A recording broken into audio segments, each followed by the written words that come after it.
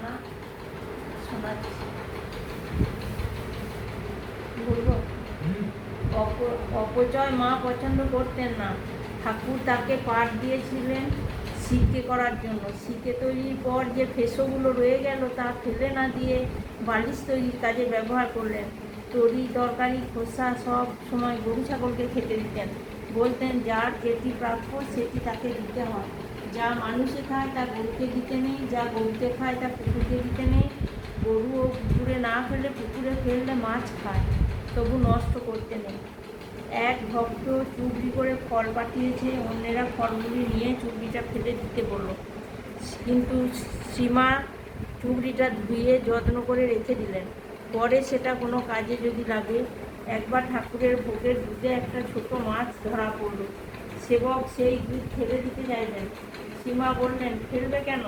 ঠাকুরের ভোগে না দিলেও বাড়ির ছেলে পিলে আছে তো, তারা খেতে পারবে। গোলাম্মাকে সীমা বলেছিলেন, অপ্রিয় বচন সত্য কদাপি না কয়। আবার অন্যত্র বলতেন, পৃথিবীর মতো সহ্য গুণ চাই। পৃথিবীর ওপর কত রকমের অত্যাচার হচ্ছে, অবাধে সব সইছে, মানুষেরাও সেরকম চায়। সব সময় সহ্য করতে হয়, সময়ে ছাগলের পায়েও ফুল দিতে হয়। সীমা বলতেন, সংসারে কেমন করে থাকতে হয় জানো? যখন যেমন তখন তেমন, যাকে যেমন তাকে তেমন, যেখানে যেমন সেখানে তেমন। আবার বলেছেন লোক কেবল দোষটি দেখে, গুণটি দেখা যায়। ভাঙতে সবাই পারে, গড়তে পারে কজন। নিন্দা ঠাট্টা করতে পারে সবাই, কিন্তু তাকে ভালো করতে পারে কজন। গৃহস্থ সাধু সেবা করুক, সাধু সন্তের উপর ভক্তি প্রদর্শন করুক, সীমা তা চাইতেন। সন্ন্যাসী শিষ্যের বসার আসন শ্রদ্ধা ভরে মাথায় ঠেকিয়ে বলেছেন, কত ভাগ্যে গৃহস্থের দরজায় সাধুর পায়ের ধুলো পড়ে। সাধুর আসন তো মাথাতেই রাখতে হয়। আমরা গৃহী, আমাদের এই তো ধর্ম। কোয়ালপাড়া থেকে এক ব্রহ্মচারী সীমায়ের সামনে বসে লিখেছিলেন, এক ভদ্রমহিলা যাওয়ার সময় অসাবধানতাবশত তার আঁচল ব্রহ্মচারীর পিঠে লেগে গেলে মা বিরক্ত হয়ে বলেছিলেন, কি গো, ছেলে আমার সামনে বসে লিখছে, বেটা ছেলে, তোমার একটু হুঁশ নেই? ওর পিঠে আঁচল লাগিয়ে যাচ্ছ।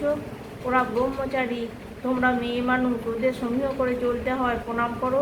সীমা সাধুদের সম্বন্ধে বলেছেন, তাদের কোনো কথা বা মনের ভাবে গৃহস্থের অমঙ্গল হতে পারে, তা তুমি জানো না? তাদের দেখলে ভক্তি করতে হয়, কোনো জবাব করে অবজ্ঞা দেখানো উচিত নয়।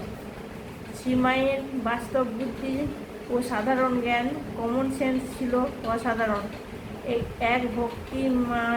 এক ভক্ত সীমাকে চিঠিতে জানিয়েছেন, তিনি যে চাকরি করেন তাতে মিথ্যা কথা বলতে হয় সময় সময়, সেজন্য তিনি চাকরি ছেড়ে দিতে চান, কিন্তু সাংসারিক অসচ্ছলতার জন্য তাকে তা করতে পারছেন না।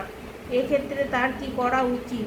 মা চিঠিটা শুনে একটু ভাবলেন, তারপর সম্মুখে উপবিষ্ট পত্রলেখককে বললেন, তাকে লিখে দাও চাকরি না ছাড়তে।